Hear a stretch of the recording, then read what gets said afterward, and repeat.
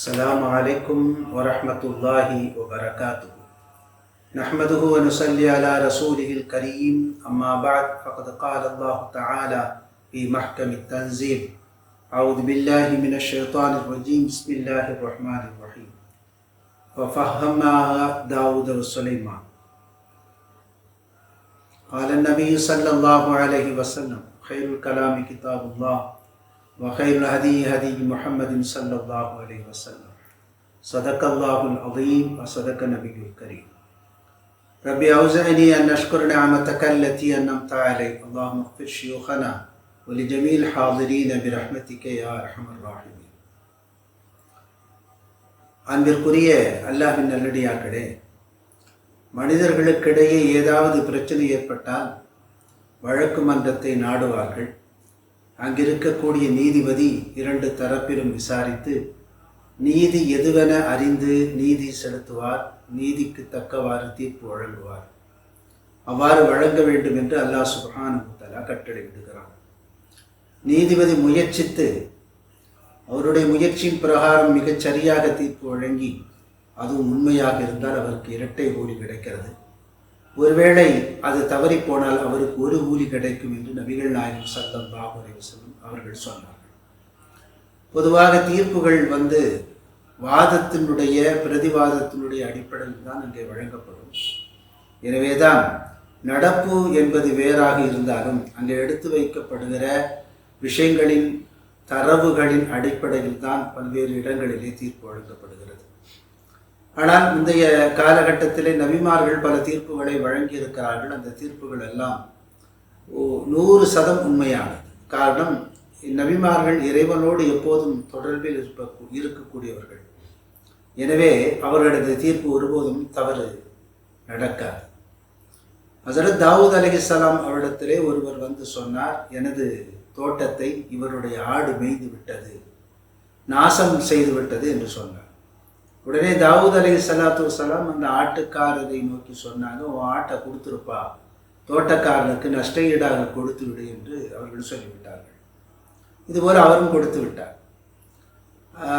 தீர்ப்பு முடிந்து வெளியே வருகிற போது ஹஸரத் தாவூத் அலைஹிஸ்ஸலாமுடைய மகன் சுலைமான் அலைஹிஸ்ஸலாம் அவர்கள் என்ன பிரச்சனைன்னு கேட்குறாங்க. அதே பிரச்சனையை சொல்கிறாங்க. அப்போ அவங்க தீர்ப்பு என்ன வழங்கினாங்கன்னு கேட்கும்போது இந்த ஆட்டை கொடுக்க சொல்லிட்டாங்க.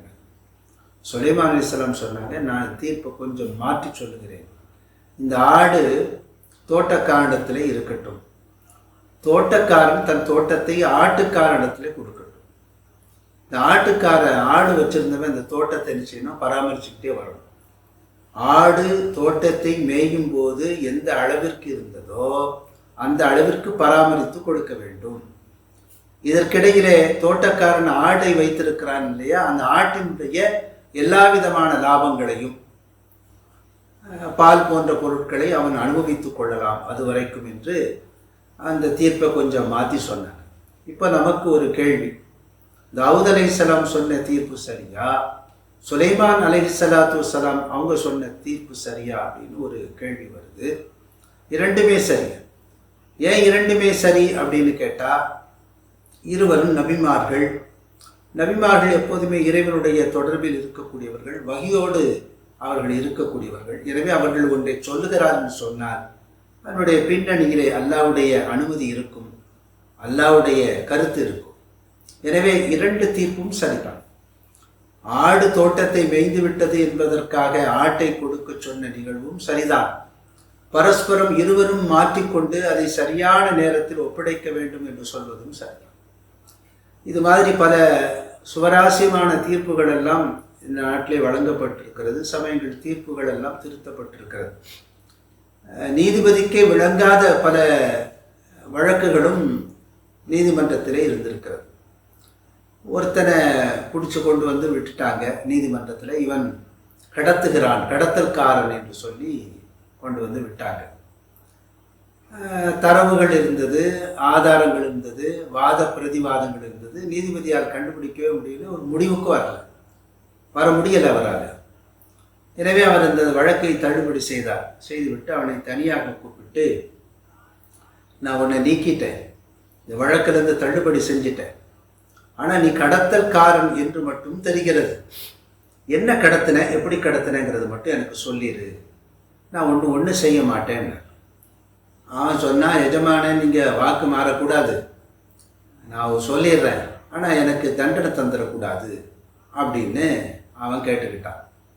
நீதிபதி சொன்னார், உன்னை வழக்கிலிருந்து விடுவித்தாச்சுப்பா, இனிமேல் நான் ஒன்றும் நினைக்க மாட்டேன், எதையும் செய்ய மாட்டேன், நீ தாராளமாக சொல்லலாம் அப்படின்னு சொன்ன உடனே அவன் சொன்னான், எஜமானே நான் என்னை கடத்தல்காரன்னு சொல்லி என்னை கொண்டு விட்டுருக்குறாங்க, என்னுடைய வாகனங்கள்லாம் செக் பண்ணாங்க, நான் என்ன ஓட்டிட்டு வந்தாலும் செக் பண்ணாங்க, லாரி ஓட்டிட்டு வந்தால் லாரிக்குள்ளே என்ன இருக்குதுன்னு பார்த்தாங்க, ஒரு ட்ரக்கை ஓட்டிட்டு வந்தால் ட்ரக்குக்குள்ளே என்ன இருக்குதுன்னு பார்த்தாங்க, ஒரு மாட்டு வண்டியை ஓட்டிட்டு வந்தால் கூட அந்த மாட்டு வண்டிக்குள்ளே என்ன இருக்குதுன்னு பார்த்தாங்க.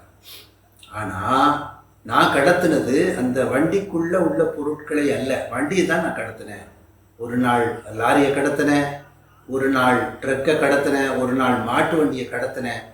இந்த அதிகாரியுடைய பார்வையெல்லாம் அந்த வண்டிக்குள் என்ன இருக்கிறது என்று பார்த்தார்களே ஒழிய வண்டி எனக்குரியதா என்று அவர்கள் சோதிக்க தவறிவிட்டார்கள் என்று சொன்னதாக ஒரு நிகழ்வை நாம் படிக்க முடிகிறது.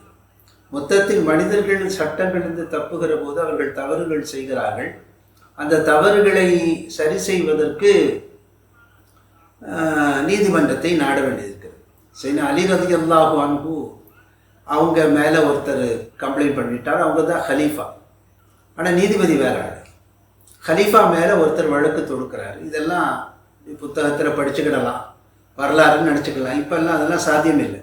இப்போ பதவியில் இருக்கிறவர்கள் மீது வழக்கு தொடுக்க வேண்டும் என்று சொன்னால் அனுமதி வாங்க வேண்டும் என்று இந்திய சட்டம் சொல்லுகிறது. அப்போ ஹலீஃபா அலி ரலியல்லாஹு அன்ஹு அவர்கள் மேலே ஒருத்தர் கம்ப்ளைண்ட் பண்ணிட்டாரு. அலி ரலியல்லாஹு அன்ஹு அவர்கள் சாட்சி கூண்டில் நிற்கிறாங்க, நீதிபதி இருக்கிறார். அப்போ அவர் கேட்குறார், நீங்கள் தப்பு செய்யலைங்கிறதுக்கு ஏதாவது ஆதாரமாக இருக்கா அப்படின்னு கேட்கும்போது